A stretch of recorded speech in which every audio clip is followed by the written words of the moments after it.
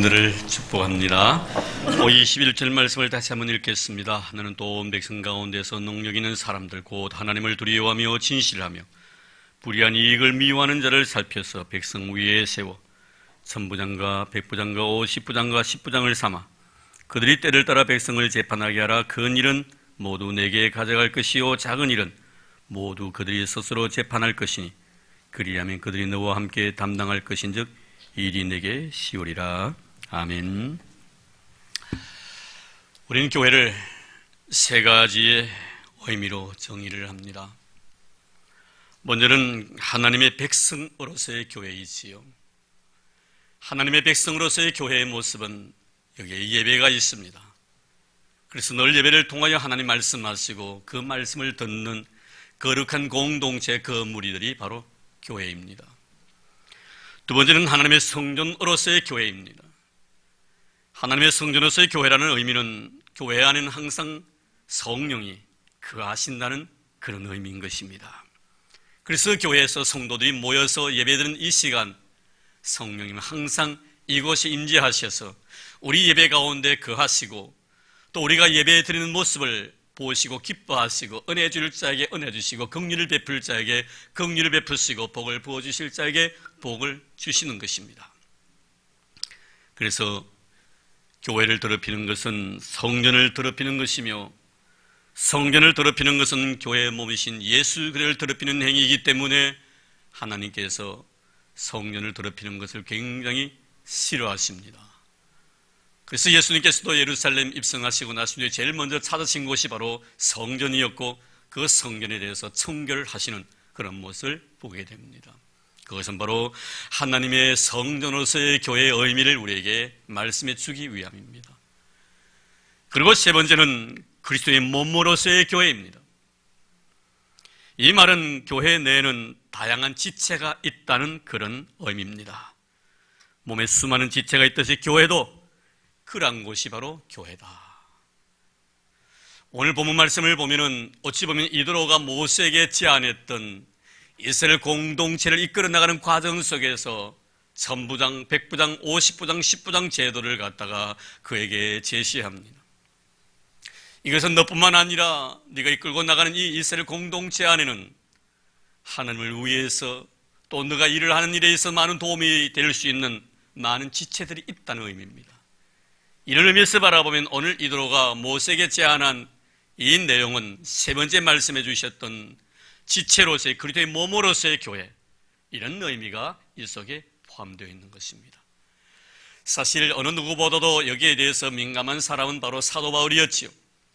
사도 바울은 에베소를 통해서 교회론을 말씀하시면서 주님을 머리로 해서 우리 모든 성도들은 지체라고 정의한 바가 있습니다. 어찌 보면은 사도 바울 그 이전에 1500년 전에 모세 시대 때 이미 이도를 통해서 이 귀한 제도가 도입되어 있다는 것은 참 놀라지 아니할 수가 없는 것입니다. 우리가 교회의 탄생을 사도행전에서 볼 수가 있습니다. 우리가 사도행전에서 보면은 교회 탄생을 통해서 하나님은 영광 받으셨고 하나님의 위대한 역사로 인해 성령이 임하였었고 그리고 성령의 충만함을 통해서 날마다 구원받는 자가 더해져 갔습니다. 베드로가 하나님의 거룩한 말씀을 전했을 때 3,000명, 5,000명의 수없이 많은 사람들이 하나님 앞에 회개하고 돌아오는 역사를 우리는 사도행전을 통해서 잘 알고 있는 바입니다. 많은 성도의 교회에 이렇게 몰려들었을 때 제자들의 모든 사역의 한계가 이제 드러나게 됩니다. 그것은 바로 구제하는 일이었습니다. 히브리파 유대인들과 헬라파 유대인들 사이의 구제에 대해서 빠진 일로 인해서 갈등이 빚어진 것입니다. 이때 이 갈등의 문제를 해결하기 위해서 제자들이 모든 것을 내려놓습니다. 그리고 자기 자신들의 말씀 증거한 일과 기도한 일에 전무하고 구제하는 일을 공개하는 일은 7 지사를 선택해서 그들에게 맡기는 것을 보게 됩니다. 역할 분담입니다. 어찌 보면 오늘날 교회는 하나님의 거룩한 말씀 위에 세워졌고 또 그 말씀 위에 세워진 교회를 통하여 하나님의 영광 거두셨고 수없이 많은 영혼들을 통해서 하나님 영광 받으셨을 뿐만 아니라 지금도 그 일을 이루어 나가십니다. 이런 모든 과정 속에서 하나님의 역사를 보면 시대마다 하나님께 귀한 일꾼을 선택해 주시고 그 일꾼을 통해서 하나님께서 역사하셨다는 것을 알 수가 있습니다. 우리 교회적인 차원에서 마찬가지입니다. 우리 교회 역사가 105년이라는 긴 세월 속에 정말 파란만장한 이런 험악한 세상을 우리가 지내오면서 아주 이렇게 아름다운 모습으로 하나님의 거룩한 교회가 세워진 것은 시대마다 하나님의 귀한 말씀의 종들 이 땅에 세워주시고, 그리고 또한 많은 장로님들과 그리고 안수집사님들과 권사님들, 귀한 일꾼들, 서립사님들, 권찰들, 많은 주를 위해서 일하는 이 일꾼들을 하나님이 세워주셨기 때문에 가능한 줄로 믿습니다. 하나님은 하나님의 교회를 위해서 일꾼을 세우시는 것입니다. 오늘 우리는 정말 장로 2분과 그리고 안수집사님 7분, 권사님 10분을 선출하는 이 귀하고 소중한 자리에 우리가 앉아 있습니다. 막중한 사명을 우리가 가지고 있는 것입니다. 어느 분이 그런 말을 하더라고요. 인사가 만사라고. 우리 박근혜 정부가 들어서가지고 사람 잘못 선택해서 얼마나 곤욕을 치렀습니까? 하나님의 교회는 그런 일이 없지만 우리는 항상 하나님의 섭리에 따라서 오늘 주의 거룩한 말씀에 의지하여 귀하고 아름다운 일꾼을 선출하기 위해서 이 자리에 우리가 앉아 있습니다. 먼저 장로 2분과 그리고 권사 2분과 그리고 권사 7분과 10분과 안수집사님 7분, 이런 귀하고 소중한 임재를 갖다가 우리가 선출하기 전에 오늘 말씀을 통하여 하나님의 교회 일꾼, 주의 일꾼은 이런 덕목을 가져야 되겠다. 만약에 이런 덕목이 없다면 앞으로 이 덕목을 갖추기 위해서 노력해야 될, 그리고 우리는 그런 덕목을 갖게 하기 위하여 배후에서 기도로서 도와줄 수 있는 그런 공동체가 되기 위해서 오늘 21절 말씀을 중심해서 여러분들에게 말씀을 전하려고 합니다. 오늘 21절 말씀에 이도로가 모세에게 제안할 때 3가지 의미로 제안합니다. 다 그러합니다. 교회의 모든 신앙의 기준이 바로 그러하십니다. 신앙이란 것이 무엇인가? 물론 하나님과 나의 관계이지만 우리가 그것을 다시 깊이 생각해보면 하나님과 나의 관계, 그리고 너와 나의 관계, 나와 내 자신의 관계, 이 3가지가 균형 잡힐 때 그는 온전한 크리스찬으로서 하나님 앞에 귀하게 쓰임받게 되는 것입니다. 아무리 하나님을 잘 섬긴다고 하지만 너와 나의 관계가 금이 가고 매끄럽지 못할 때 그런 사람을 우리는 신실한 크리스찬이라고 말하지 못합니다. 너와 나의 관계는 참으로 아름답지만 하나님과의 관계가 삐뚤어 있는 사람 역시 마찬가지입니다. 다 좋은데 내가 하나님 앞에 바로 서지 못한, 나와 내 자신과의 관계 속에서 무언가 끄림직함이 있다면 이건 역시 바람직하지 못한 그런 성도상이 될 것입니다. 오늘 이도로가 모세에게 제안했던 오늘 하나님의 거룩한 교회 일꾼, 주의 일꾼이 되기 위해서는 3가지의 덕목을 이야기하는, 여기에 보면 분명히 그 기준이 나타나 있습니다.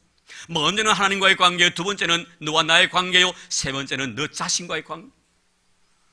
그럼 제일 먼저 하나님과 나의 관계 뭐라고 말씀합니까? 21절 말씀에 너는 또 온 백성 가운데 능력 있는 사람, 누가 능력 있는 사람인가? 누가 주의 교회 일꾼인가? 하나님의 놀라운 능력을 소유할 수 있는 그런 힘을 가진 자인가? 누가 교회의 유익이 되고 누가 교회의 덕이 되고 누가 교회의 선한 영향력을 행사할 수 있는 자인가? 첫째는 뭐라고 말했습니까? 곧 하나님을 두려워하며, 하나님을 두려워하는 자가 되야 된다. 하나님과 나의 관계, 여러분, 하나님을 두려워하지 않는 자는 주의 일꾼이 될 수가 없습니다. 하나님을 두려워한다는 의미는 뭡니까? 매일매일 삶을 통하여 내가 하나님 앞에 있다는 자기 자신의 위치를 명확하게 파악하는 자입니다. 내가 어디서 무엇을 하더라도 나는 하나님 앞에 서 있는 자다. 내가 너와 대화를 나눌지라도 지금 내 대화를 하나님께 듣고 계신다. 내가 어떤 음식을 먹을지라도 그 음식을 먹는 그 순간 속에서 주님은 내가 먹는 것을 지켜보고 계신다. 내가 물질을 쓸지라도 내가 그 물질에 씀씀해져서 주님께서 지금 그 물질이 어떻게 쓰는가 하는 것을 지금도 지켜보고 계신다는 이런 명확한 하나님 앞에서의 자기 자신의 위치를 확인하고 살아가는 사람, 이런 사람이 바로 하나님을 두려워하는 사람입니다. 이것을 우리는 신학적인 용어로서 경건이라고 표합니다. 경건한 사람이다 이 말이에요. 경건한 사람은 항상 자기 자신의 위치를 망각하지 않습니다. 나는 어디로 가든지 하나님 앞에 서 있는 자라는 것을 압니다. 그래서 여러분, 우리가 요셉 같은 경우는 얼마나 리더십을 가지고 하나님 나라 크게 일조한 사람입니다. 그를 통해 수없이 많은 사람이 은혜를 받게 되고 그를 통해 수없이 많은 사람이 구원을 받는 것 보십시오. 왜 하나님께서 요셉을 그다지 크게 쓰셨는가? 그는 늘 살아가면서 자신의 위치는 하나님 앞에서의 위치였습니다. 보디발 아내가 그를 유혹했을 때 그가 보디발 아내 앞에서 고백했던 것이 무엇입니까? 내가 어떻게 하나님 앞에서 독재하겠습니까? 바로 그것이었습니다. 지금 하나님께서 악을 싫어하신다는 것, 하나님은 죄를 짓는 것을 싫어하시는 분이시라는 사실을 요셉은 인정하고 있다는 것입니다. 하나님이 미워하시는 일을 내가 할 수 없다는 것, 하나님이 싫어하시는 일을 내가 할 수 없다는 이런 아름다운 마음, 이것이 바로 경건입니다. 그래서 우리 믿음으로 사는 성도들, 특별히 교회 일꾼들, 하나님의 주의 교회 일꾼들, 성도들은, 일꾼들은 내가 어떠한 일을 하는가 하는 것보다 내가 어떠한 존재인가 하는 것을 먼저 깨우치고 그것에 대해서 내가 비중을 두고 신앙생활을 할 수 있는 자가 되어야 합니다. 오늘 많은 사람들은 내가 어떤 일을 한 것에 대해서 굉장히 많은 시간을 하려고 그게 에너지를 쏟아붓습니다. 그래서 뭐라고 말합니까? 내가 주와 교회를 얼마나 많이 섬겼는데, 얼마나 숱한 나날 동안 내가 눈물 흘리며 기도해 왔는데, 얼마나 물질을 많이 쏟아부었는데, 여기에 대해서 굉장한 많은 관심을 가지고 있습니다.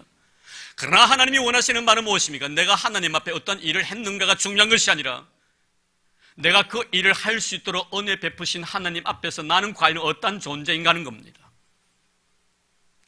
내가 하나님 앞에 은혜 입을 만큼의 대단한 자격을 가진 자가 아니라는 사실을 내가 인정할 때 나의 헌신과 나의 수고로움과 나의 눈물과 나의 땀방울은 하나님의 거룩한 은혜 안에 감추어지는 것입니다. 이런 은혜를 입은 자이기 때문에 내가 그렇게 살아갈 수밖에 없었다, 그렇게 행할 수밖에 없었다, 그렇게 헌신할 수밖에 없었다라고 고백하는 것. 이것은 하나님 앞에 내가 어떤 존재라는 걸 알고 있기 때문에 그런 것입니다. 은혜 받을 만큼의 자격이 없는 존재, 사랑을 입을 만큼의 그런 의의가 나에게 없다는 것을 인정할 때, 나에게 사랑을 베푸셨고 나에게 은혜를 주셨고 나에게 할 수 있는 능력을 주셨을 때 나에게 그런 것을 주신 하나님 앞에 감사할 수밖에 없다는 것. 일평생을 주와 교회를 위해서 눈물 흘리며 수고했던 사도 바울의 삶의 모습 보십시오. 그의 삶의 신앙의 결과가 무엇입니까? 그게 뭐 이렇게 말합니다. 디모데후서 1장 12절 말씀에 보면 나를 능하게 하신 예수 그리스도, 나를 능하게 하신 예수 그리스도십니다. 나에게 일할 수 있는 능력을 주신 분이 예수 그리스도십니다. 나에게 은사를 주신 분이 예수 그리스도십니다. 내가 능력이 있어도 내가 은사를 많이 가지고 있었기 때문에 그분이 나를 선택했다고 말하지 않습니다. 그분이 나를 선택하시고 나신 뒤에 그분이 나에게 이런 놀라운 능력을 주셨다고 말합니다. 나를 능하게 하신 그리스도 예수, 우리 주께 내가 감사하는 것은, 나를 능하게 하신 예수 그리스도께 내가 감사한 것은 나를 충성되이 여겨 내게 직분을 맡기심이니, 그분이 나를 충성되이 여겨 주셨을 뿐입니다. 내가 충성스러워서 나를 선택한 것이 아니라 나는 어찌 보면 무익한 종이고 부족한 것이 참 많은 사람임에도 불구하고 하나님께 나를 충성되이 여기셔서 이 귀한 직분을 맡겨주셨다. 그러니 여러분 어떻습니까? 일평생 동안 주와 교회를 위해서 수고하면서 어떻게 감격해야 하지 아니할 수가 있겠나 이 말이에요. 전혀 충성스럽지 않냐고. 나는 해방자요 폭행자요 비방자였음에도 불구하고 하나님께 나를 충성되이 여기셔서 이 귀한 직분을 맡기셨다. 그래서 그는 고백합니다. 나는 어느 사도보다 많이 수고했지만 내가 아니라 나와 함께 하신 하나님의 은혜로다. 이것이 바로 이런 경건입니다. 하나님 앞에서 내 자신이, 하나님과 나의 관계입니다. 오늘 주의 교회 일꾼들 여러분들, 또 우리 그분을 그 천출에서 여기 앉아있는 우리 사는 성도 여러분, 정말 주의 교회의 아름다운 일꾼은 하나님과 나의 관계를 아름답게 유지해 나갑니다. 늘 하나님 앞에서 살아가는 자라는 사실을 잊지 않고 생활하고 활동하는 자들입니다. 그런 자가 되기를 바라며 그런 성도가 되기를 바랍니다. 그리고 만약에 좀 부족함이 있다면 이것을 위하여 당사자는 기도해야 할 것이며 또 우리 성도들은 이를 위하여 배후에서 기도로 도와줘야 될 줄로 믿습니다. 하나님의 거룩한 교회 일꾼의 덕목 첫째는 하나님과 나의 관계 속에서 경건함, 하나님을 두려워하는 이런 마음을 간직하는 자입니다. 두 번째는 무엇입니까? 너와 나의 관계를 이야기합니다. 너와 나의 관계에 대해서 진실을 해야 한다라고 말합니다. 21절 말씀에 보면은 하나님을 두려워하며 진실하며 진실하라는 것입니다. 이 진실하다는 것은 신실하다, 믿을만하다 하는 그런 의미입니다. 우리가 개역 성경에 보면 진실, 무망하다 이렇게 표현을 해놓았습니다. 그 인간 댐댐이가 사특함이나 거짓이었고 모든 사람에게 신뢰를 줄 만한 신실하고 충성된 인격자가 되어야 한다는 것을 말씀해 주고 있습니다. 그렇습니다. 그 인간 댐댐이가 참으로 아름답습니다. 마음가짐이 참으로 선합니다. 언어 생활이 참으로 은혜롭습니다. 행동 하나하나에 예술의 향기가 묻어납니다. 모든 사람들에게 감동을 줄 수 있는 사람입니다. 그가 스쳐 지나가는 자리자리마다 예수의 십자가가 우뚝 세워집니다. 하나님의 은혜의 향기가 물씬 풍겨납니다. 이런 자가 바로 하나님 앞에 귀하게 쓰임받을 수 있는 주의 일꾼의 두 번째 덕목이라는 것입니다. 신실하다는 말은 너와 나의 관계 속에서 말씀하는 내용입니다. 너에게 진실해야 된다는 것입니다. 우리가 왜 내 곁에 사람들이 없습니까? 왜 내 곁에 사람들이 몰리지 않습니까? 가만히 분석해 보면요, 너와 나의 관계 속에서 진실하지 못하기 때문에 그런 것입니다. 여러분, 진실하지 못한 사람 곁에는 사람이 모이지 않습니다. 거짓으로 가득 차 있습니다. 사특함이 가득 차 있습니다. 교만으로 가득 차 있습니다. 이런 사람들이 몰리지 않지. 그래서 요사이는 어떻습니까? IQ 시대도 지났고 EQ 시대도 지났습니다. NQ 시대가 왔다고 말합니다. 공존지수를 말합니다. 이런 이 공존지수, 네트워크 코시언트, 이 공존지수가 높을수록 훌륭한 인격체가 될 수가 있다는 거예요. 너와 나이가 잘 어울린다는 것입니다. 이렇게 해서는 어떻게 됩니까, 여러분? 너에 대한 이해력과 포용력이 있어야 됩니다. 너의 이해력과 포용력이 없는데 어떻게 그 사람을 갖다가 우리가 만날 수가 있겠냐 이 말입니다. 참으로 중요한 말입니다. 교회 일꾼 될 사람은 정말 너 앞에서 진실한 사람이 되어야 합니다. 거짓이 있어서는 안 됩니다. 잘못했을 때 잘못했다고 인정할 수 있는 자가 되어야 합니다. 내가 실수했을 때 실수했다고 말할 수 있어야 됩니다. 내가 말을 통해 너에게 상처를 주었다면 미안하다고 말할 수 있는 자가 되어야 합니다. 정말 진실한 자의 삶의 모습을 바라보면요, 미안하다, 죄송하다, 여러분 이런 이야기를 참 잘합니다. 용서해다오. 얼마 전에 제가 부끄러운 일을 하나 경험했습니다. 정말 제가 너무나 소중히 여기던 선배 목사님과의 갈등이었습니다. 40년 동안 사귀었습니다. 말 한마디를 통해서 마음에서 큰 상처를 입었습니다. 집에 왔습니다. 굉장히 그것 때문에 하나님 기도했습니다. 하나님, 40년 동안 같이 가까이 지내셨던 저보다 한두 살 위의 선배입니다. 그 선배 목사님과 말 한마디를 통해 이런 갈등을 가지고 이게 어떻게 해소해야 됩니까? 그러더니 그 다음날 전화가 왔어요. 참 훌륭하신 분이셨죠. 그 선배 목사님이 저에게 먼저 전화를 주셨습니다. 여목사, 나는 그 말이 여목사의 그렇게 기분 나쁜 말인 줄 몰랐다. 미안해. 제가 그날 정말 마음이 상해가지고 바로 그냥 차를 몰고 지난 월요일이었습니다. 그냥 왔어요, 집으로. 그 선배 목사님이 전화를 하시고 하시는 말씀, 미안하다고 용서해달라고. 그래서 제가 그랬습니다. 목사님, 제가 용서를 빌어야지요. 목사님 왜 잘못했습니까? 제가 잘못했습니다. 목사님 오십시오. 제 점심 한 그릇 살게요. 오늘 시간 없는데 그럼 다음에 오시오. 어제 그제 금요일 날 왔더라고요. 그래서 가가지고 제가 보시나 한 그릇 사드렸습니다.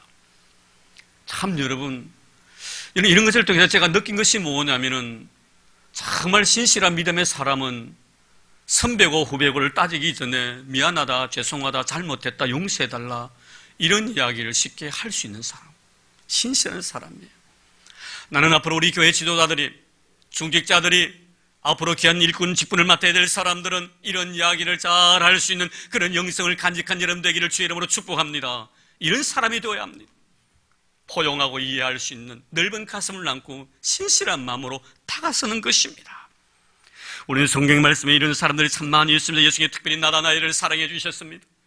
나다나엘을 하나님의 거룩한 제자 삼으셨을 때 주님께 요한복음 1장 47절만 이렇게 말합니다. 예수께서 나다나엘이 자기에게 오는 것을 보시고 그를 가리켜 이르시되 보라, 이는 참 이스라엘이라. 그 속에 간사한 것이 없도다. 마음속에 간사함이 없. 정말 진실한 사람입니다.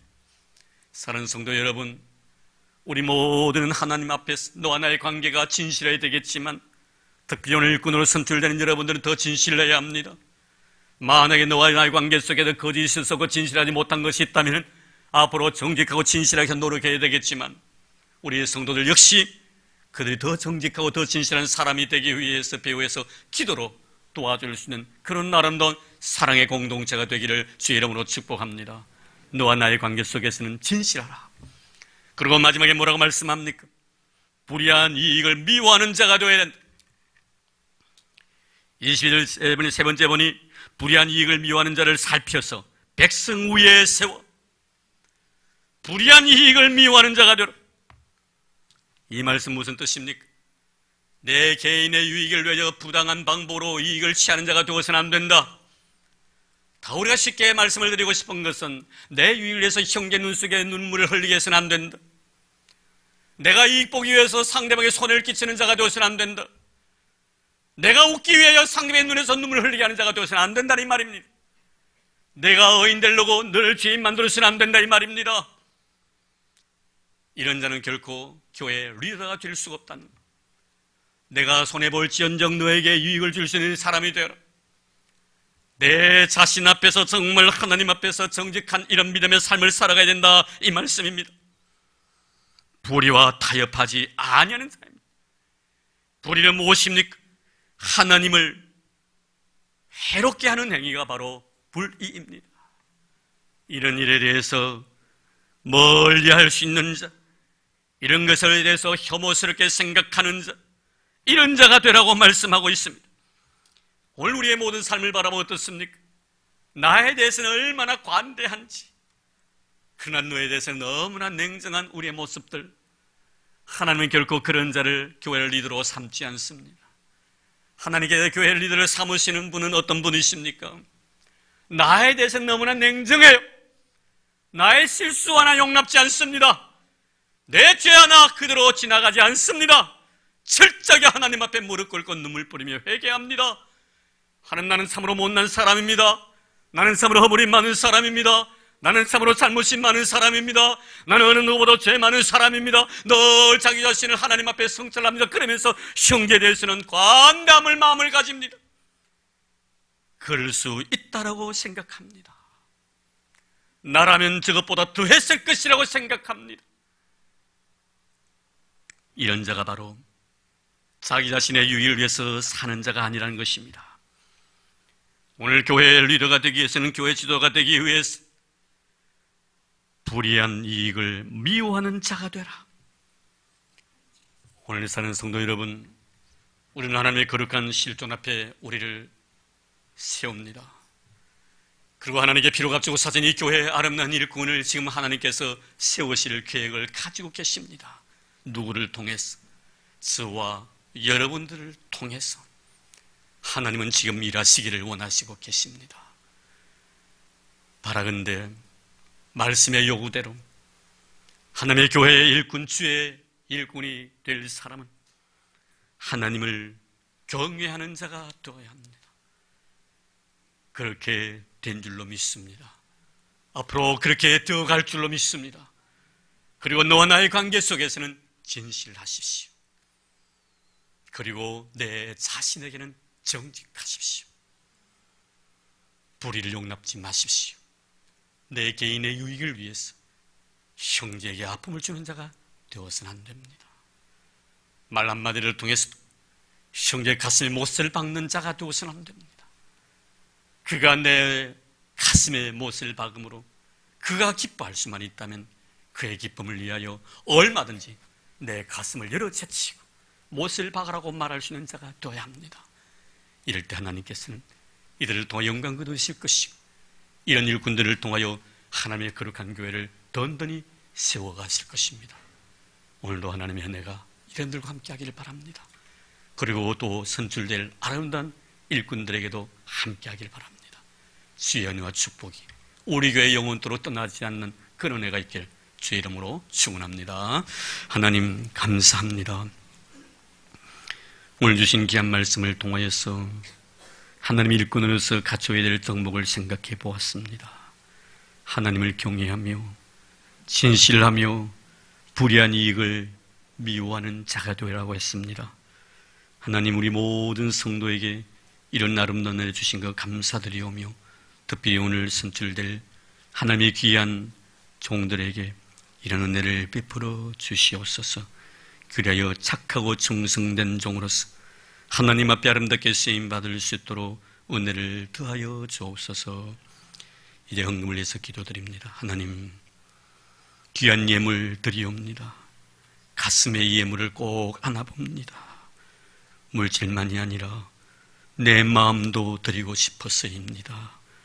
내 머리끝부터 발끝까지 온 인격 전체 믿음으로 드리오니 하나님, 우리의 드림이 아벨의 거룩한 제물이 되도록 축복해 주옵소서. 수배 1조를 드립니다. 생활 속의 감사함의 아름다움을 마음에 담아 드리옵니다. 작은 자를 위하여 선교 예물 바치옵니다. 또 그 노인을 위하여 미라의 헌금을 드리옵니다. 선교사님의 선교 사역을 위하여 소중한 물질 아낌없이 쏟아붓습니다. 교회 건축을 위하여 건축 헌금도 드리옵니다. 일천번제도 주님 앞에 드렸습니다. 주여, 드릴 수 있음에 대해서 고맙습니다. 감사합니다. 하늘 곳간에 차곡차곡 쌓아도록 하신 말씀 잊지 아니하렵니다. 주님, 내 자신의 유익이 아닌 하나님의 교회의 유익, 성도의 유익, 주의 나라를 위하여 아름다운 물질을 쏟아부었사오니 이들에게 주님 복을 부어주시되 들어가도 복을 받고 나가도 복을 받는 이들 되게 하옵소서. 이들의 떡반죽 그릇이 복이 되게 하여 주옵소서. 부여와 재물이 떠나지 아니하는 거룩한 부자 되게 하옵소서. 가정에 복을 주소서. 직장에 복을 주옵소서. 기업이 번성해지도록 두 손 들어 축복해 주옵소서. 나를 이 세상에 보내주신 하나님의 은혜와 사랑이 너무 고마웠어. 우리 연애 유진이 정말 이렇게 아름다운 꽃으로 주의 재단에 쏟아부었습니다. 고3입니다. 하나님이 어린 생명들 납기를 축복해 주시기를 원합니다. 뼈에서 눈물로 기도하는 선조들의 그 거룩한 눈물의 기도를 잊지 않게 하시고 어머님의 아버님의 그 거룩한 정성 기억하게 하옵소서. 내 어머님, 내 아버님, 내 할머님, 할아버지가 주와 교회에서 일평생 동안 섬기며 사랑했듯이 그들도 그런 길을 걸어가게 하옵소서. 지혜의 신이신 하나님께 이들의 머리 위에 지혜를 더해 주시고 총명의 신이신 하나님께 총명함도 더하여 주옵소서.